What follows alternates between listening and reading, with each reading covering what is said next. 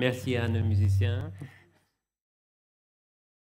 Une autre bénédiction, c'est de voir notre frère Nicolas à la guitare avec son épouse Claire, qui lui aussi a subi une lourde opération récemment, et de voir que Dieu accomplit des victoires, des réponses à nos prières, fait partie de nos sujets de louange ce matin. Donc, je rends grâce à Dieu pour ce qu'il fait dans ma famille ainsi que dans la vôtre. Cet été, nous avons regardé le récit biblique de la création du monde selon la Bible. Et ce qui est frappant dans ce récit, c'est qu'il se déroule sur 7 jours. C'est un peu la particularité du récit biblique. Il est organisé en 7 jours. Et déjà, le simple fait que nos vies sont basées sur un cycle hebdomadaire de 7 jours, et cela vient du texte biblique, ça devrait faire en sorte que chacun s'intéresse au moins à ce récit des origines du monde. Et donc, nous avons regardé comment Dieu a créé différentes choses chaque jour. C'était artistique, c'était pédagogique. Et ce matin, nous arrivons au 7e jour, le dernier jour de la création. Et je vais vous lire le récit en Genèse chapitre 2, versets 1 à 3.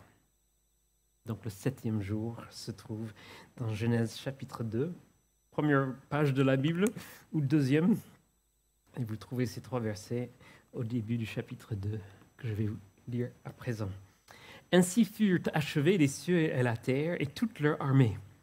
Dieu acheva au 7e jour son œuvre qu'il avait faite, et se reposa au 7e jour de toute son œuvre qu'il avait faite. Dieu bénit le 7e jour et le sanctifia, parce qu'en ce jour, il se reposa de toute son œuvre qu'il avait créée en la faisant. Donc, si vous étiez avec nous tout cet été, chaque orateur a pu vanter un peu la beauté et l'importance de son jour. Et en vrai gentleman, mon collègue me laisse le dernier mot pour vanter la beauté et l'importance du 7e jour. Mais je reconnais que chaque jour avait un point fort. Chaque jour avait quelque chose impressionnant. Donc, résumons un peu les 7 jours de la création. Le premier jour, le célèbre « que la lumière soit » et la lumière fut, ça c'est impressionnant. Cette puissance créatrice de la parole de Dieu qui, à partir de rien, crée toute chose. En plus, ce jour, je trouve intéressant, Dieu crée la lumière, mais c'est avant les astres, avant les ampoules. Donc, qu'est-ce qu'il a créé ce jour? Il a créé le principe même de la lumière. Et encore aujourd'hui, les scientifiques et les physiciens, les astrophysiciens, beaucoup de choses dépendent de la lumière, et même les principes électromagnétiques qui régissent la lumière et la lumière visible, mais tout le spectre de la lumière. Et puis, il y a des lois physiques et ces constantes universelles. Je ne sais pas si vous étudiez la physique, je vous épargne un peu. Mais la vitesse de la lumière, il y a d'autres valeurs, c'est des numéros, c'est des chiffres, c'est des constantes que les scientifiques ont trouvées qui régissent l'univers. Si ces valeurs n'étaient pas exactement calibrées sur les valeurs très précises, rien ne marcherait. Les atomes même ne se tiendraient pas ensemble. Donc les scientifiques connaissent ces valeurs. Les unes sont liées aux autres. Dans la vitesse de la lumière, le constant de Planck. Il y a un chiffre, c'est intéressant, c'est 1 divisé par 137. Ce chiffre est très important dans la science. Et si ça change, c'est différent, rien ne marche. Et celui qui l'a découvert, les nazis ont voulu le liquider, en tout cas, ils l'ont exilé parce que ces valeurs constantes sentaient trop la main d'un créateur, et ça, ils ne voulaient pas l'entendre. Donc, 1 divisé par 137, voilà, déjà. Bon, ça, c'est le premier jour. Dieu crée tout ça, la lumière, mais aussi les principes physiques, les lois physiques qui régissent la lumière. Le deuxième jour, c'était impressionnant parce que la planète Terre se dessine de tout l'espace. Dieu commence à créer un lieu habitable. Et encore aujourd'hui, on n'a pas encore trouvé un autre lieu habitable, notamment à cause de l'eau. Le troisième jour, c'était l'apparition de la vie, la première vie, avec les arbres et la verdure. Et puis le 4e jour, rien que pour les étoiles, toutes les étoiles, je trouve que c'est impressionnant. Et le cinquième jour, on a trouvé la première bénédiction de Dieu. On a parlé des les oiseaux et les poissons, mais eux, ils reçoivent la première bénédiction. Et c'est un grand thème de la Bible, Dieu qui bénit. Et donc, cette bénédiction était la capacité de se reproduire. Et ça va être un thème biblique, la beauté de la reproduction. Donc, la première bénédiction, ce cinquième jour. Et le sixième jour, bien sûr, c'était le bouquet final. Le jour que Dieu a créé non seulement les animaux, mais l'être humain, la seule chose qui est créée à l'image de Dieu, qui peut avoir une vraie relation avec Dieu. Et plus précisément, dans ce sixième jour, Dieu crée l'ultime cerise sur le gâteau. Dieu couronne toute sa création de cette chose si mystérieuse, si belle, si noble, qui est la femme. Les étoiles, c'était facile, mais là où il a mis tout le paquet, c'était la femme. Amen. Mais il reste un jour, le septième jour. Si Dieu garde le meilleur pour la fin, le septième jour serait le meilleur. En tout cas, c'est le seul jour qui est béni et sanctifié. Dieu bénit, verset 3, Dieu bénit le septième jour, il le sanctifia. Aucun autre jour ne reçoit cette qualification. Et puis, dans la suite de la Bible, ce jour, bien sûr, prend une grande importance thématique, théologique, notamment à cause du mot repos. Dieu s'est reposé de toute son œuvre. C'est le mot sabbat, Shabbat. Et ce mot va devenir très important pour le reste. Déjà, le peuple juif qui reçoit les livres de Moïse en premier. Et puis, par la suite, nous allons étudier un peu, creuser ce thème du repos, du sabbat de Dieu. Alors, ce septième jour, j'espère vous avoir montré qu'elle a une grande importance, notamment le dernier jour. Et juste deux propos ce matin. Le septième jour nous montre le but de tout. C'est pour ça que c'est très important. Et deuxièmement, le septième jour devient un modèle pour nos vies. Donc, le septième jour nous montre le but de tout. Et donc, j'aurais une question pour vous. Est-ce que votre vie est alignée à ce but de tout pour lequel Dieu a tout créé? Et puis, le septième jour devient un modèle. Et j'aurais encore une question. Est-ce que vous arrivez à suivre le modèle qui se dégage de Dieu lui-même dans sa semaine de création et dans ce septième jour avec le repos? Premièrement, nous allons voir que le septième jour nous montre le but de tout.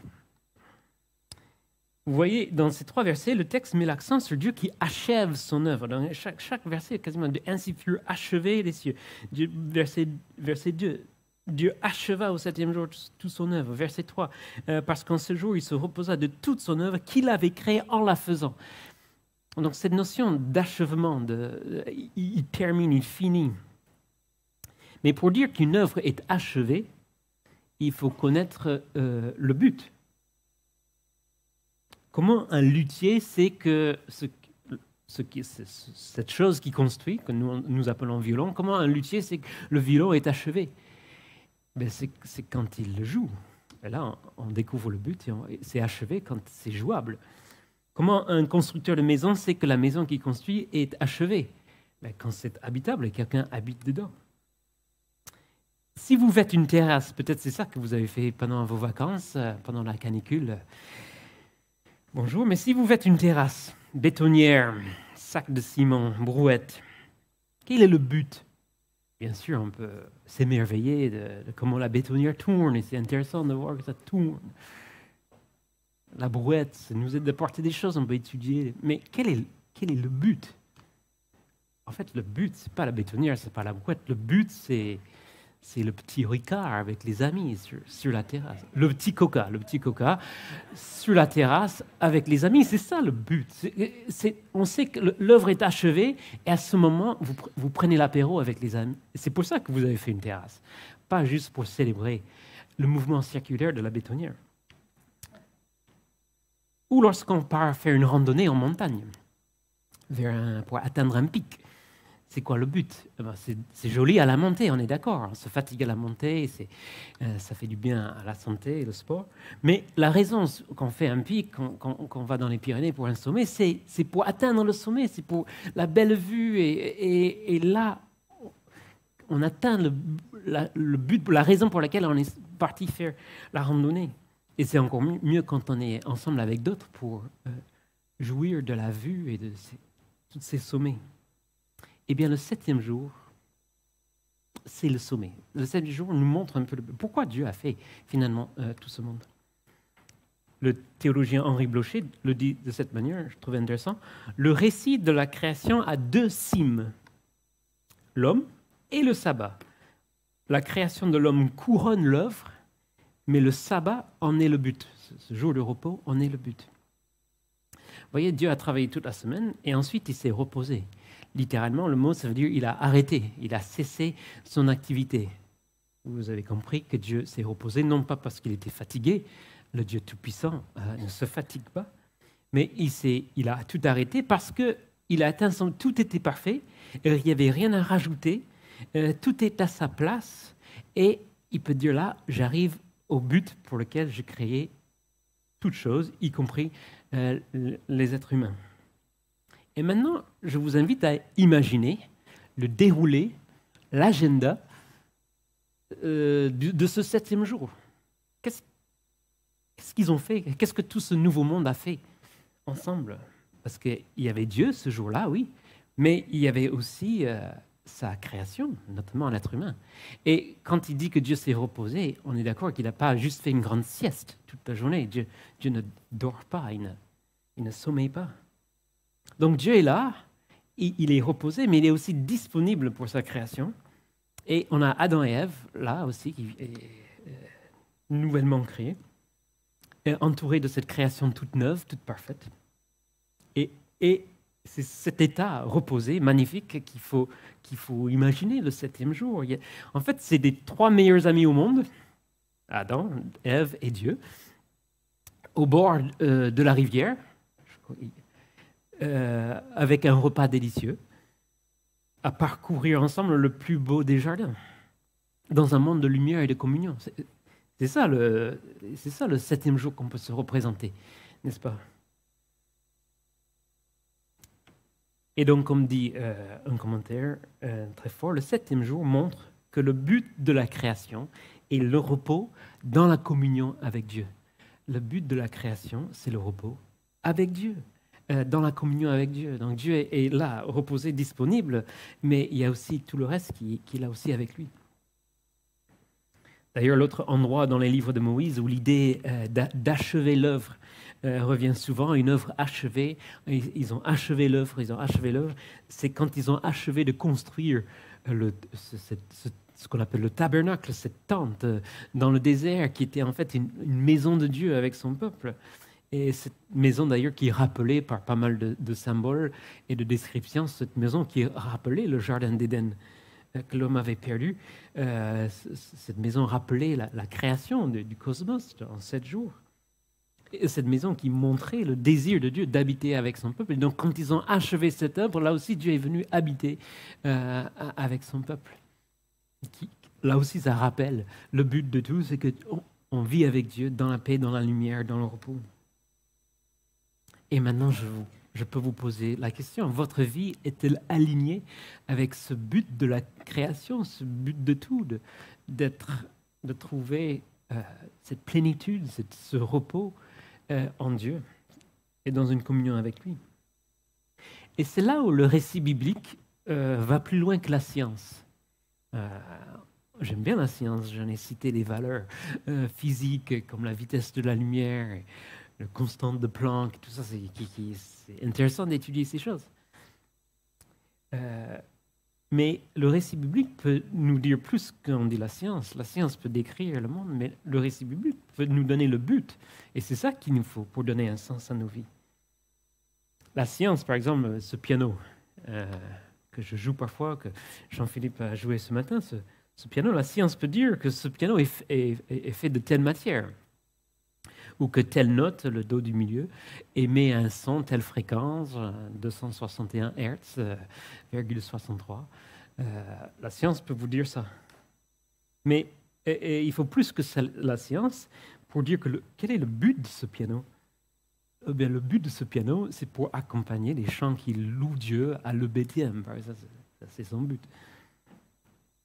Et c'est pareil pour nous. Il faut plus que la science pour dire quel est le but de nos vies. La science peut dire, voilà, les molécules sont composées ainsi.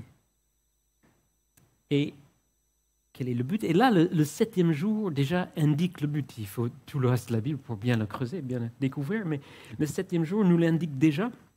Le but, c'est d'être en relation avec Dieu. Et c'est de vivre dans ce septième jour où tout est bien, tout est ensemble, tout est paix, tout est repos. Dieu avec sa création avec Dieu. Tout reposer en lui. Et quand on poursuit ce but de nos vies, c'est là où on découvre ce que c'est la bénédiction. En fait, c'est la seule manière d'être vraiment béni, d'être vraiment sanctifié, c'est d'entrer dans ce but qui est la communion avec Dieu dans le repos, dans la paix. Donc, le septième jour nous montre le but de tout. C'est impressionnant. Et le septième jour, ensuite, devient un modèle pour nos vies. J'aimerais creuser ça avec vous. Un modèle de plusieurs choses. Tout d'abord, un modèle du culte juif qui va quand même régir une bonne partie de l'Ancien Testament avant la venue de Jésus-Christ. Ensuite, un modèle d'activité humaine et enfin un modèle du salut en Christ. D'abord, le septième jour devient un modèle pour régir le culte juif que Moïse, il écrit ses livres pour léguer à son peuple qui vont entrer dans le pays promis et commencer à vivre une relation avec Dieu selon les lois de Moïse, selon un culte juif. C'est vrai que ce texte en Genèse 2 n'impose pour l'instant rien à l'homme. Il n'y a pas un commandement pour l'homme qui dit tu dois faire ceci, tu dois faire cela. Ça décrit ce que Dieu a fait à la fin de sa création pour commencer à nous indiquer le but de toute chose.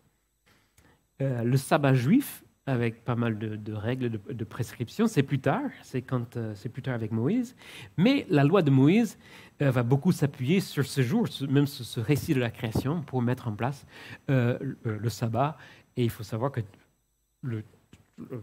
l'ensemble du culte juif, beaucoup d'aspects du culte juif est tourné autour du sabbat.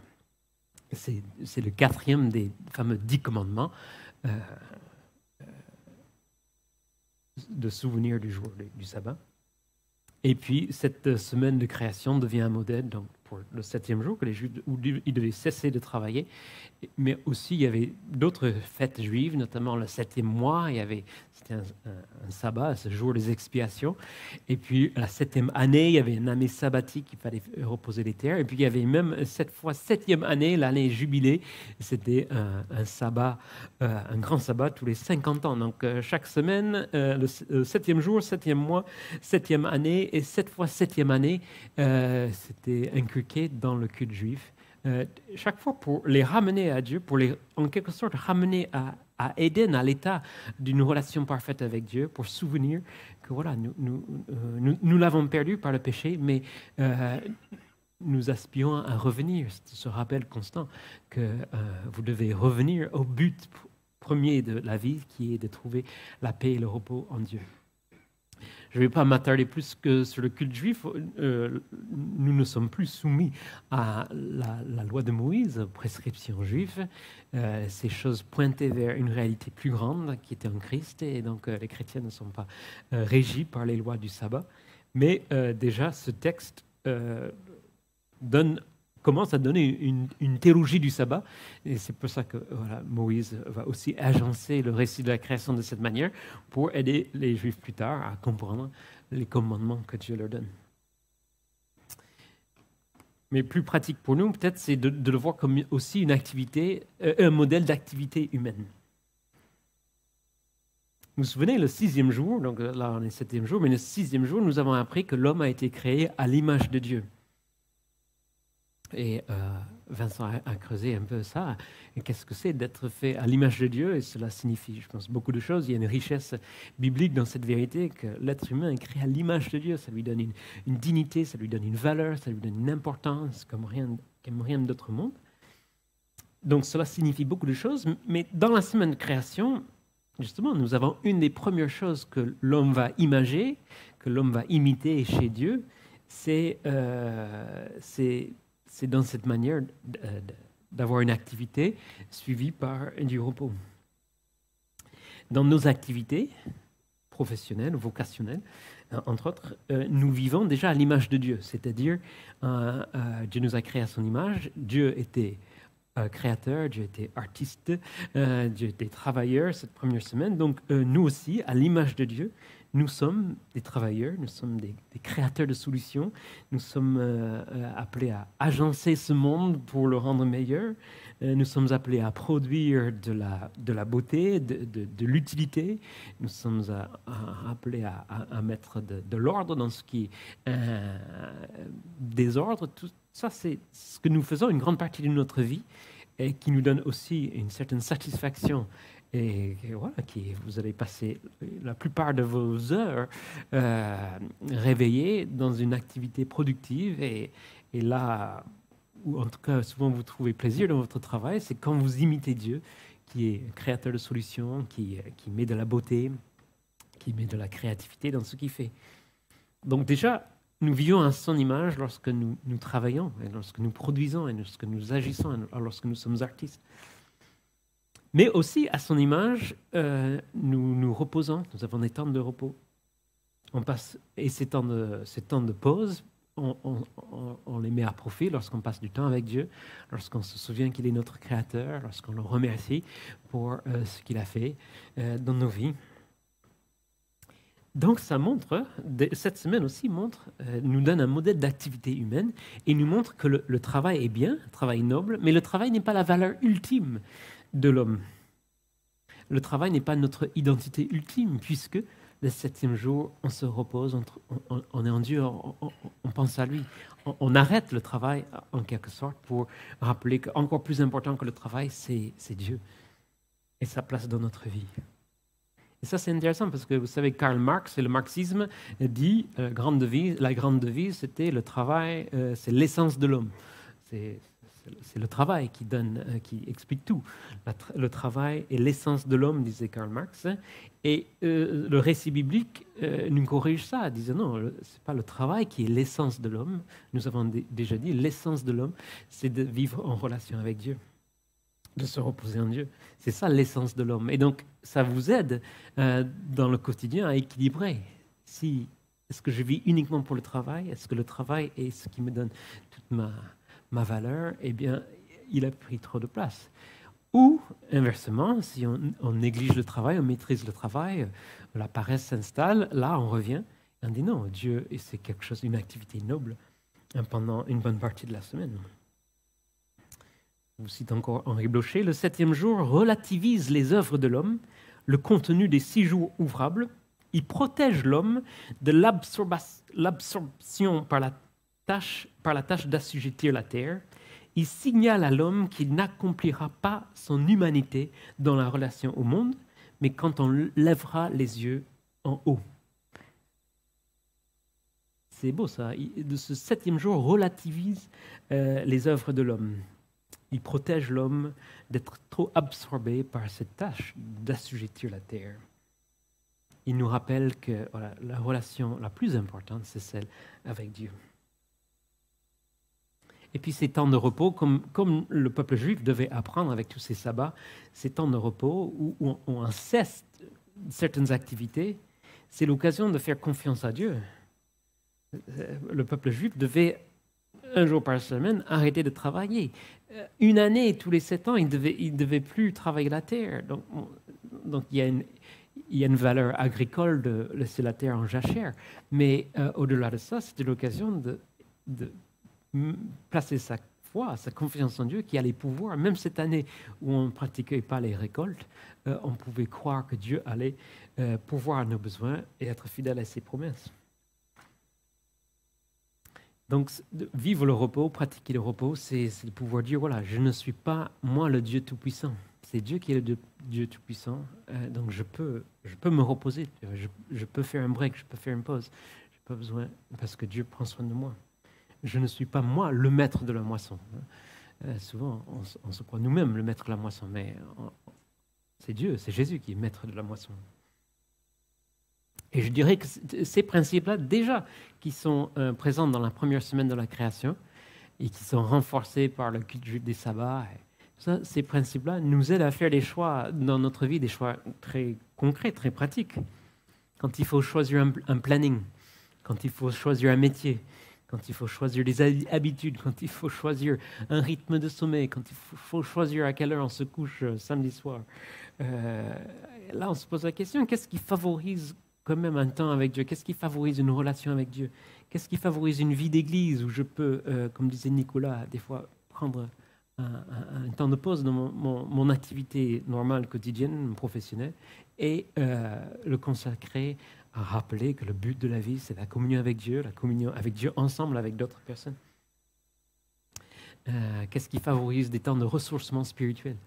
Voilà déjà ce que nous indique ce 7e jour. Donc oui, c'est un modèle du culte juif, pas les sabbats, et les Juifs vont pouvoir regarder la semaine de la création pour trouver une justification dans les lois de sabbat. Mais au-delà de ça, il y a des principes de vie normale où on installe des temps de repos pour rappeler que le travail n'est pas la valeur ultime de nos vies. Et enfin, c'est comme là le grand message de la Bible, ce 7e jour devient un modèle du salut en Jésus-Christ, de l'offre de l'Évangile, qui fait que nous pouvons passer l'éternité avec Dieu et pas loin de lui. Il faut savoir, et cela je trouve beau, c'est que Dieu a tissé le plan du salut, ce plan qui va être développé dans toute la Bible, il a tissé le plan du salut dans la semaine de la création. Vous savez, les bons artistes, ils savent des fois dessiner des images à double sens. Quelques exemples. Bon, là, il y a 2 exemples. Le premier, le titre n'est pas gentil, c'est Ma femme et ma belle-mère. Bon, mais je ne sais pas si vous voyez, vous connaissez, je pense. Mais il faut trouver les...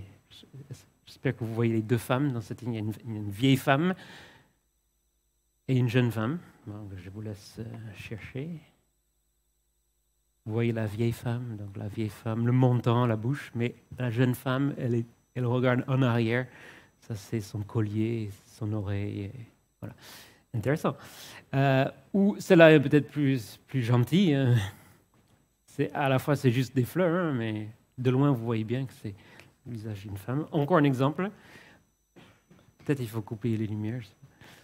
Un panier de fruits. Ça, c'est un artiste italien de la avant-Renaissance, 1500. Un simple panier de fruits, joli. Les artistes savent toujours dessiner des paniers de fruits, bien sûr. Mais, vous le retournez la même image, c'est une tête. Voilà, donc les artistes savent dessiner des images à double sens, ce qui nous fait réfléchir un peu. Eh bien, c'est ce que Dieu a fait. C'est toute la beauté de ce récit.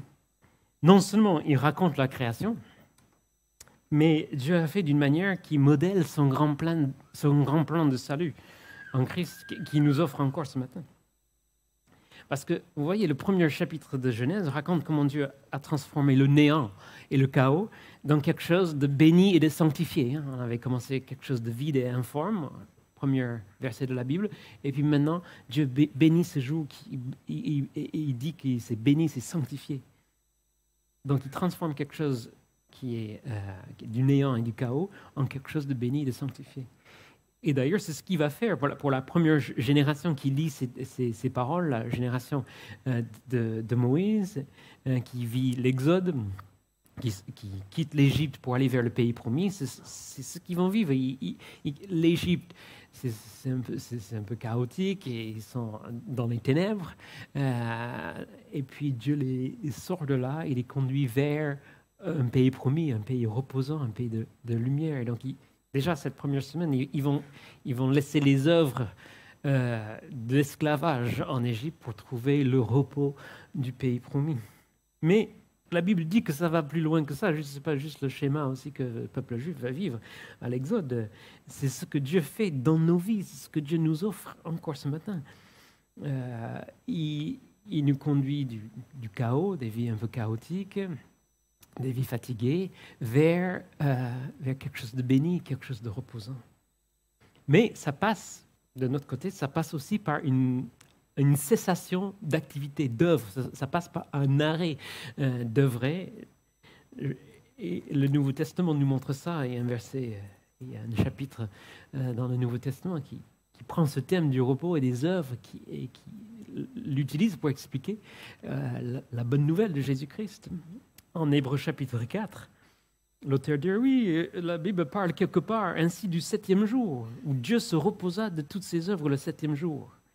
Et puis il poursuit, verset 10, « Car celui qui entre dans le repos de Dieu se repose de ses œuvres, comme Dieu s'est reposé des siennes. » Alors, c'est là où il faut un peu apprendre à voir le double image, comme dans ce que je vous ai montré, mais il y a Dieu qui est œuvré, puis qui s'est reposé de ses œuvres. Eh bien, Hébreux dit que c'est aussi ce que nous devons apprendre à faire pour connaître Jésus, pour entrer dans le salut, pour découvrir la foi chrétienne. Selon la foi chrétienne, et ça c'est ce qui la distingue de toutes les religions du monde, selon la foi chrétienne, à un moment, on cesse, on arrête nos œuvres, nos efforts pour mériter le paradis. On arrête de créer nos propres solutions pour plaire à Dieu. On arrête de se fatiguer dans des œuvres d'une religion, dans des rites d'une religion, dont on ne sait jamais si c'est suffisant, si c'est assez, on ne peut jamais dire c'est achevé. Et on arrête ces œuvres-là et on se repose en Christ, dans ce qu'il a fait pour nous à la croix, celui qui a œuvré à notre place. Ça, c'est la foi chrétienne. On arrête d'œuvrer pour mériter le salut et on se repose dans ce que Jésus a déjà fait. D'ailleurs, même là, les événements de la croix se sont calqués sur cette semaine aussi. Jésus est mort le 6e jour. Il s'est reposé dans le tombeau le 7e jour, et puis il est ressuscité le 1er jour d'une nouvelle semaine, le 8e jour, pour lancer comme une nouvelle création, comme une nouvelle vie. Donc, vous voyez Dieu l'artiste qui prépare tout ça. La semaine de la création, même avant que le péché n'arrive dans le monde, il prévoit déjà de nous aider à comprendre son amour pour nous et son offre d'un repos éternel. C'est pour ça que le Nouveau Testament dirait que le vrai sabbat est en Christ. Vous n'avez pas besoin d'obéir les lois juives sur le sabbat quand vous trouvez le vrai sabbat, le vrai repos en Christ. Et en fait, c'est vrai, quand Jésus devient votre sauveur, quand il devient votre justice, quand il devient votre identité, eh bien, vous pouvez enfin dire, ça y est, ma vie est complète. On ne retouche plus rien. Ma vie est achevée. Voilà, j'atteins le but de ma vie. Mais tant qu'on n'a pas Christ, on va toujours se fatiguer à dire, oui, c'est pas encore parfait, c'est pas encore tout aussi beau qu'il devrait être. Je dois encore faire des choses. Mais en Christ, on peut dire, ça y est, rien à retoucher. Et ça, vous savez, c'est très reposant pour notre conscience. Parce que notre conscience dit souvent, t'as pas fait assez. Pensez à ce qui vous fatigue le plus dans la vie. Parfois, oui, il faut revoir l'équilibre entre le travail et le repos physique. Parfois, il faut faire plus de sport. Parfois, il faut gaspiller un peu moins de temps devant les écrans et se coucher plus tôt. Mais souvent, ce qui nous fatigue encore plus, c'est pas tant le sommeil physique. C'est cette voix dans notre conscience qui dit « Mais est-ce que tu as fait assez ?» Ou les inquiétudes quant à l'avenir, ou un sentiment de culpabilité. Je crois en ce moment, je qualifie avec ma famille de moment fatigant. Surtout Rebecca, mon épouse, encore plus, avec ce 9e enfant qui vient de naître. Donc, des fois, la vie est fatigante en tant que parent, vous le savez. La vie est fatigante en tant que professionnel, la vie est fatigante en tant qu'étudiant, la vie est fatigante pour beaucoup d'entre nous. On commence la rentrée. Je suis sûr que tout le monde est parfaitement reposé pour être parfaitement d'attaque. Mais non, rapidement, on va se demander comment vas-tu, et la réponse, fatigué. Je suis fatigué.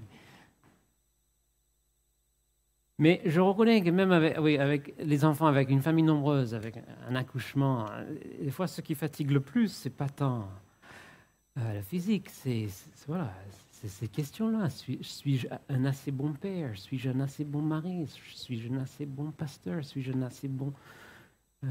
vous mettez ce que vous voulez, mais et c'est ça qui, des fois, tourmente la conscience et nous empêche d'être vraiment reposés.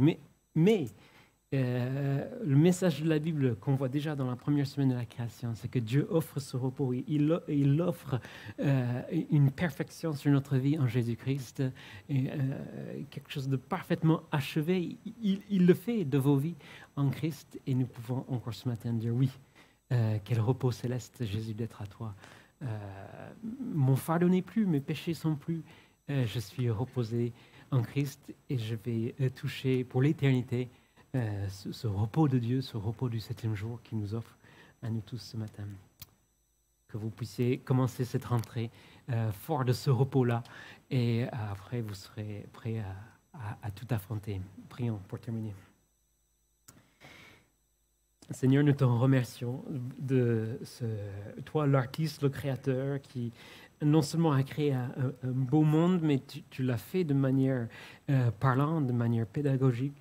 Et ce matin, ce 7e jour, où tu t'es reposé, où tu as pu voir toute ta création, dire voilà, c'est parfait, on n'a plus besoin de rien ajouter. Ben, tu fais pareil de nos vies. Tu nous offres un repos de l'âme, un repos éternel, un repos spirituel, où notre conscience est enfin tranquille, où tu nous vois parfait à travers Jésus-Christ. Et ce matin, nous te remercions, nous te prions que cela nous permet de partir avec la force et l'énergie pour accomplir la tâche que tu as réservée à chacun. Nous te remercions pour la vocation professionnelle que tu adresses à chacun de nous. Nous voulons l'accomplir avec fidélité. Il peut y avoir des semaines fatigantes. Nous voulons faire de notre mieux, de travailler comme à ta gloire, parce que tu es un Dieu travailleur, un Dieu producteur, mais toujours en nous rappelant que notre relation avec toi est la chose la plus importante. Et nous te remercions pour ce culte ce matin qui a pu nous aider à progresser dans cette relation. S'il y a des personnes qui n'ont pas encore ce repos de l'âme, je prie qu'ils entendent la voix de Christ encore ce matin. Venez à moi et je vous donnerai du repos. Nous te remercions au nom de Jésus. Amen.